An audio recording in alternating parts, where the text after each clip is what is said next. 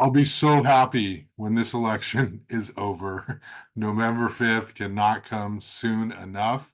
This is my top 10 list for what's on my mind heading into this election, what stands out, and what I'm going to be looking forward to as we approach Tuesday. First, hit subscribe on YouTube and visit SantaBarbaraTalks.com. Consider making a contribution to support these podcasts. Okay, number 10, the Santa Barbara County Taxpayer Advocacy Resource Center. Did I get that right? Mike Stoker, you're getting another what is this, bite at the apple of free media, unearned media. So this organization did a couple of mailers targeted at Wendy Santa Maria, who's running for city council in District 1, and Oscar Gutierrez, the incumbent, running for re-election in District 3. They used my photo in one of those mailers, and whether it's legal or not legal, I think it's kind of uncool for them to do that because it looks like there's sort of coordination or participation working together on this piece. In this case, the piece was targeted at Wendy Santa Maria, saying she's too extreme for the East Side. And it was just like, oh, and here's a photo from Josh Molina, which, by the way, was of a event. It wasn't really a campaign event. It was another news event that I covered. So whether it's legal, not legal, First Amendment, not, it's just kind of uncool to do that because this is a small town. This isn't some presidential campaign. In this town, if you put a reporter's photo and their name on it on a mailer that's clearly targeted as a candidate, this makes it look like maybe the candidate has some role in saying yes or consent. And just to be clear, I would never give consent to a mailer, to a piece of campaign propaganda, campaign literature. And it doesn't matter who the candidate is, okay? In this case, it's Wendy Santa Maria. But if it were a same thing targeting Council Member Alana Gutierrez, I'd be equally upset. It's just not right to do that. And if you're going to start a pack and start doing hit pieces on candidates, then why don't you shoot your own photos? These candidates are really not that hard to find. Okay, so anyway, number 10, that's kind of annoying. I know Mike Stoker does not care. It's just attention on him and his organization. And I just think that, him, Corey Bantolin, whoever is behind this pack and this effort. I know he's a board member on the organization. I just think that just kind of uncool from a small town local journalism perspective to do that. It's easy to get your own sort of photos. Okay, number 9. I'm going to get back to the East Side and the West Side and District 1 and District 3 in just a second. But I want to talk a little bit about Goleta. We got some interesting contests here, and I'm sort of looking forward to see what's going to happen with District 3 in Goleta, where you have Ethan Woodall, who's a local guy who grew up in Goleta, lived much of his life in Goleta, and was a high school wrestling star, and he's a volunteer in youth sports, and the kind of person who, when goes somewhere in Goleta, he knows a lot of people, and he's taking on a very establishment candidate in Jennifer Smith, who is by sort of all kind of definitions like the prototype candidate that you would want on a city council in a government role. She's a former planning commissioner. She's the executive director of the Legal Aid Foundation of Santa Barbara County, and very involved. So you've got a local person who is trying to fight against the machine and upset Jennifer Smith. So this to me is intriguing because in an at-large election, of course, you would expect the candidate with the most money, in this case, Smith, the most support, the most endorsements, the most, walkers and people who are canvassing for her. You'd expect it to be sort of a blowout. In a district election, some of the stuff is a little bit untested in Goleta. Can Ethan Woodall walk on enough doors or, knock on enough doors? Does he know enough people? Does he have a good enough sort of standing with locals so that they would turn out and vote for him? I don't know. I think conventional wisdom says Jennifer Smith, who's totally competent and qualified and would make an excellent addition to the Goleta City Council. Conventional wisdom says that she will probably win. She'll probably win, but don't ever underestimate somebody who's just grassroots and is working hard and tapping into years, decades of local connection. So I'm sort of curious about how that contest is going to turn out. I think Jennifer Smith is clearly the favorite, and it would be a massive upset for Ethan to win. But we'll see how close it is. We'll see how it goes there. And I know Ethan disagrees with me on this. He thinks he's got it. He's got a really good chance, and doesn't necessarily buy into my analysis on how candidates win. And that's fine. We'll see how it goes, but good thing about district elections, you have a local guy who can run without a whole lot of institutional support. The other two contests, we got a mayor's race, Paula Perotti, Rich Foster. That'll be interesting to watch for some of the same reasons, although Foster's not from here, but running against sort of the anti-establishment. And then you have Stuart Kasdan and Eric Gordon. The other contest, neither of them are doing very much to stand out. So that's going to definitely favor the incumbent, Stuart Kasdan, who has been on the council for 8 years and has done a pretty good job so far. And I don't think Gordon's made a case for why he would do a better job. Okay, number 8, I'm interested in what's going on in Buellton with David Silva and his effort to upset the current mayor, Dave King. So David Silva is a council member in Buellton, and he's young. He's 35 years old. He's openly gay, and he brings a sort of new, sort of contemporary, modern sensibility to the politics in Buellton. And he's trying to upset Dave King, a retired CHP officer who's been mayor, he's been on the council, and he's sort of the kind of somebody who represents Buellton in a way that we more traditionally think, a little bit more of a conservative in a conservative town.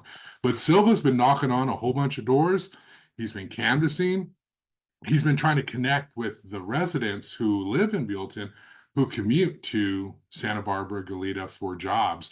And so there's a lot of those because of the housing market. People can't afford jobs on the South Coast, and so they live in Buellton. And so there's energy there. And so it'll be interesting to see if David Silva can pull off the upset. He spoke really well recently at the Santa Barbara County Labor Day barbecue, and he turned a lot of heads. He got a lot of attention because of the way he was coming across, sort of that natural charisma. Is that going to transfer to people in Buellton? Are they ready for somebody like David Silva to be mayor?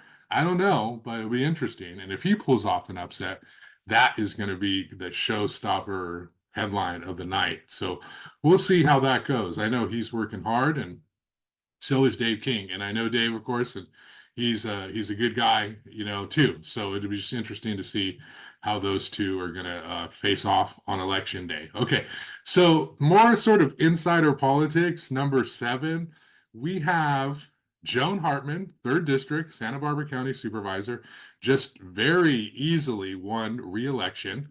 But the kind of shocker of that campaign was that Janelle Osborne, the mayor of Lompoc, decided to challenge her. And this was kind of very weird because they sort of saw Janelle Osborne as being somewhat of an ally. Joan helped her get elected, and then all of a sudden, Janelle runs. And guess what? Joan Hartman is not endorsing Janelle's re-election campaign.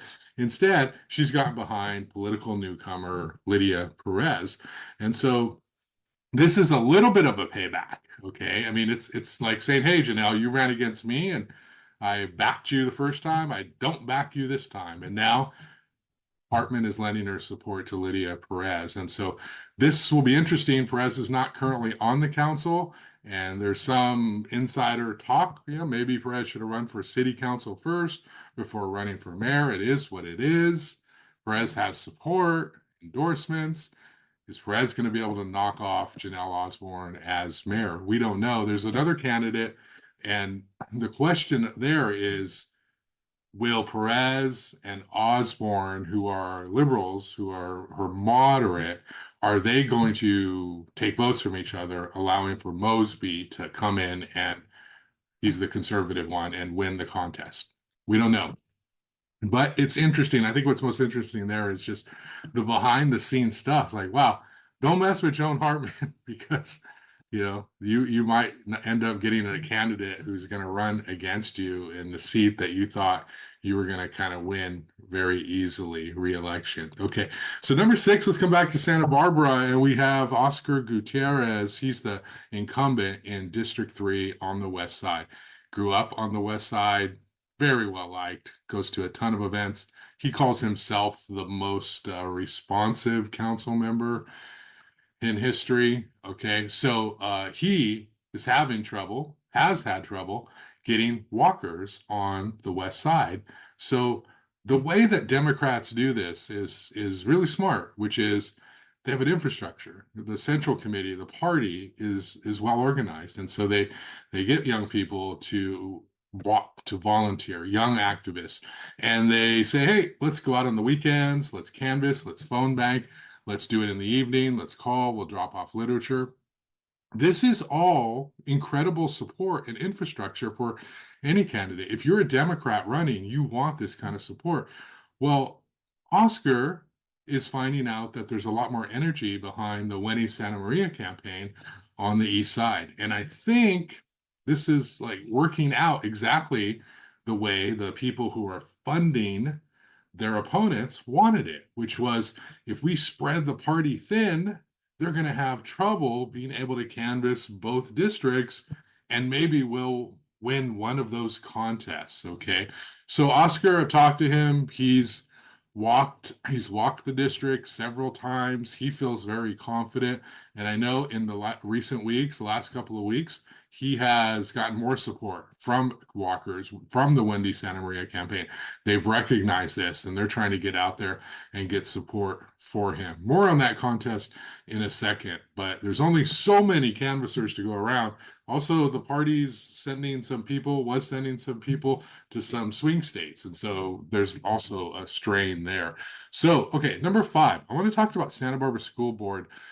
I think the big winner here is Superintendent Hilda Maldonado, because if you recall, I've written a lot about it. I've written about the exodus of the cabinet. I've forgotten how many people have left since Hilda Maldonado has been in charge as superintendent. And so there's a lot of discontent. There was a lot of discontent. And then there was this whole teacher strike, the threat of a teacher strike. There was this whole union negotiation contract and all this talk about how they were going to run candidates and change the school board. And I got to say, I think Hilda Maldonado, none of this campaign, none of it is about Hilda Maldonado. None of it is about going in there and making change. It's about pretty much, being fiscally responsible, focusing on raising test scores, improving education, literacy, a lot of the issues and a lot of the topics. But there isn't a candidate out there and there isn't a slate out there that says we're going to go in there and shake it up and do anything that's going to threaten Hilda Maldonado's job. So this is a victory for her because as much talk that there has been about whether she's the best for that position, we are 4 years in now to her tenure as a superintendent, and the board members, the people who are running, none is talking about ousting her. Now there is a candidate endorsed by the Teachers Association who, of all of them, says a little bit more of those things, but it isn't like there's this whole energy of we're going to get in there. And I think I don't know why that is, but I think maybe the Teachers Association had difficulty finding candidates. I know they're targeting Bill Banning, the incumbent. We'll see how it turns out. But this idea that come November, there was going to be a slate of candidates backed by the Teachers Association who were going to oust the incumbents and therefore eventually oust Hilda Maldonado, that's definitely not the case in this election, but we'll see how that turns out. Okay, number four, Mike Jordan, District 2, Santa Barbara City Council.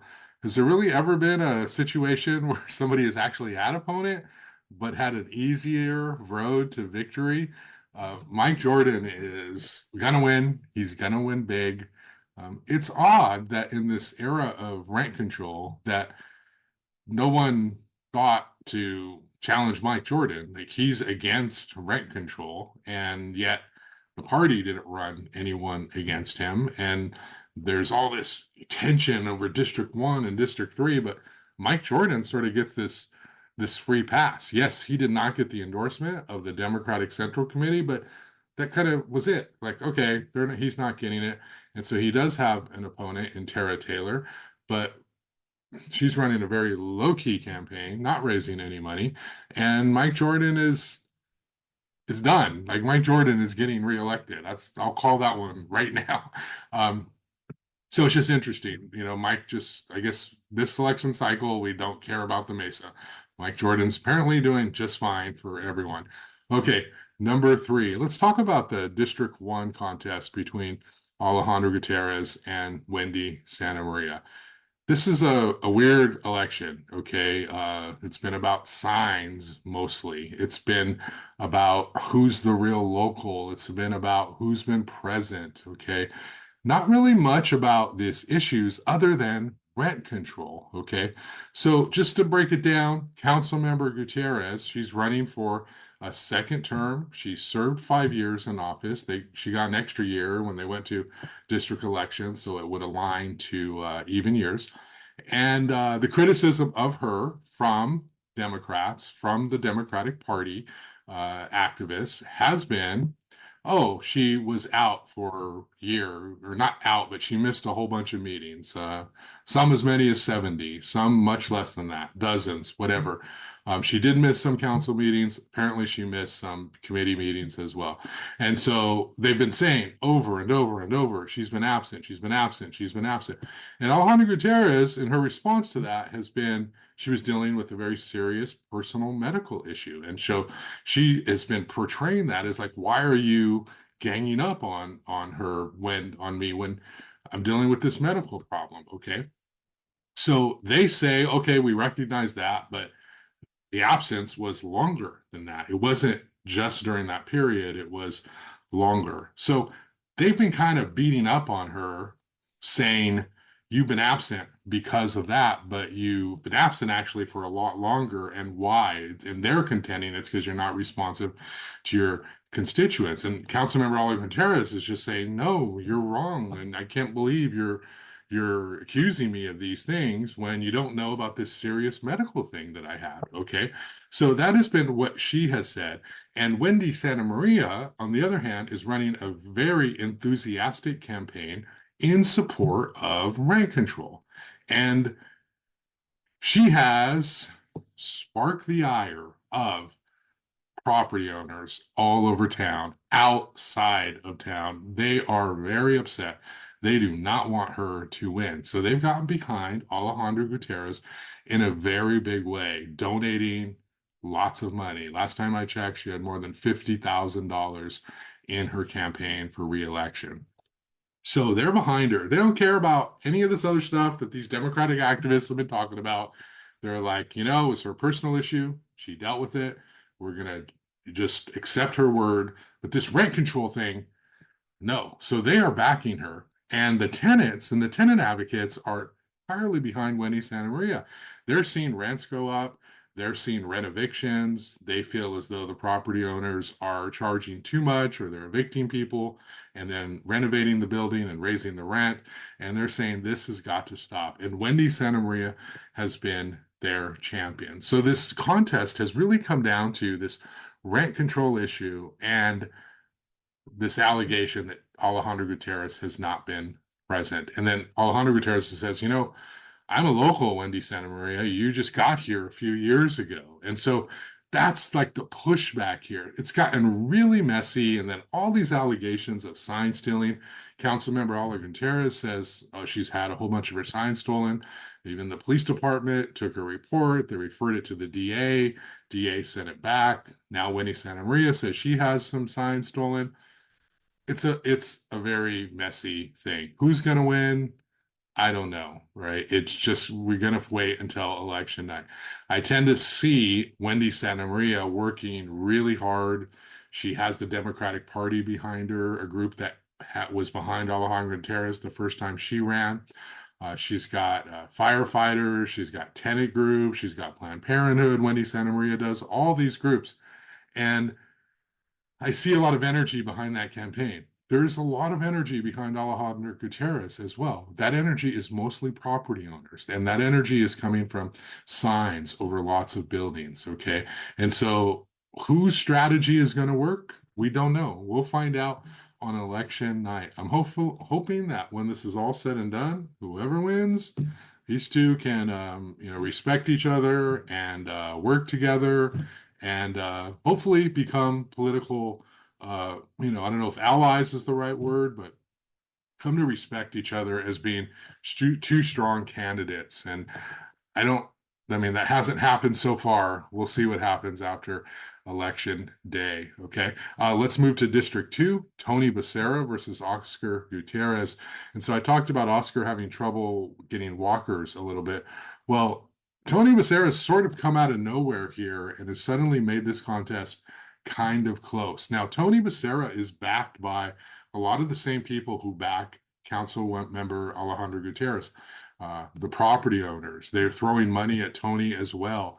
Tony's against rent control. Oscar Gutierrez is for rent control. And so Tony is also kind of part of that energy of let's stop rent control and let's oust somebody on the council who's a vote for it. The difference is Tony's he's had a business on the West Side for almost 30 years, and he's coached, he's trained generations, multiple generations of families in his dojo, in his karate dojo. He has a very strong brand name on the West Side. And so they are giving him money and he's running. And who knows what's going to happen on election night. He does have a lot of signs. There's the sign stealing issue is not happening on the West Side, but he's not just somebody who the property owners have found and plucked out of nowhere and said, run. He's not that guy. He's actually somebody with deep roots in the community. So he presents a formidable challenge. Now, when Oscar Gutierrez ran the first time, it was a special election, and he ran against a guy named Michael Vidal. And Michael Vidal worked really hard, and he didn't win, but Michael Vidal did not have that same local roots connection to the community that Tony Becerra has. So Tony Becerra's got a chance here. Now, Oscar, he has the power of incumbency and the power of being very well liked. People see him as a good guy. He loves the job very much. He loves the title and the role of being a city council member, and he's been walking. So is his good name, is his reputation, is that going to be strong enough? Do people like the job he's done the past? I think he's been on there, I don't know, at least 6 years, something like that. And so do they like him? Is it enough? Or is Tony Becerra's name going to be enough for him to get more votes? So we'll find out. It's going to be a close race. I don't really know who's going to win that. I think almost always you give the edge to incumbents. It's really hard to oust an incumbent just because they're already there and people are more familiar with them. So we'll see though. Lots going to matter, come down to who turns the ballots in on Tuesday or who mails them in. Okay. And finally, number one, I just want to just talk a little bit about planning and preparation and what goes on in elections. There's plenty of people who are running for office who in their minds think they have a chance of winning. And I just want to reiterate that in terms of media coverage, in terms of attention that they get, there's a direct correlation to the work and the output and the effort that the candidates put in that relates to how the journalist covers them and how much attention they get. These candidates who choose not to fundraise, who choose not to raise any money, you have to understand that this is an advertising campaign, okay? This is not a job where you go in and you interview and then you have a panel of people who talk to you, and then they make a recommendation to the hiring manager, and then they hire the most qualified person. That's not what politics is. What politics is a popularity contest. It's a branding contest. It's an advertising contest. Okay. And so you have to have a message, okay? You have to have organization, but you have to have money to tell people who you are. You have to let them know that you're a candidate who's worth voting for. If you're just somebody with really strong ideas and a really strong foundation and good principles, and you're smart and you figured out a way you think you figure out a way to make things work, that's not enough. You have to let people know who you are. And the only way to do that is to fundraise and then promote yourself. And the promotion can come through mailers, it can come through social media, it can come through literature, it can come through door knocking, any number of ways. Media buys, television ads, newspaper ads, all of those things matter. Okay. And so if you don't have the money, you're not taking the role seriously enough. And so people are not going to then heap unearned praise or attention on you in your candidacy if you're not doing everything you can to promote yourself. And so that's just the way that it is. So candidates who think that they're going to win because they're right, or they think they're going to win because they have a higher calling to win, that's just not how politics works. That's playing checkers while everyone else is playing chess. If you want to win, you've got to have a strong message. You've got to have a strong organization, and you've got to raise money. Now, that doesn't mean the people who raise the most money always win, but it does mean people who don't raise any money never win. That is true. So you're a candidate out there, you're wondering, oh, how come, I get any attention in the media? Well, it's probably because no one knew of your candidacy in a way that matched the level of interest that you had in your head. And so you've got to raise money, you've got to run seriously, and you got to try to get your name out there. It's in a very important role. It's public service. Everybody who runs deserves an incredible amount of respect for putting themselves out there. But this position is important, and not anyone can serve in these roles, and you certainly can't serve in them just by wanting to. Okay, so that's it. That's all for today. Be glad when the election is over. And don't forget to hit subscribe on YouTube and visit SantaBarbaraTalks.com. Consider making a contribution. Have a great day.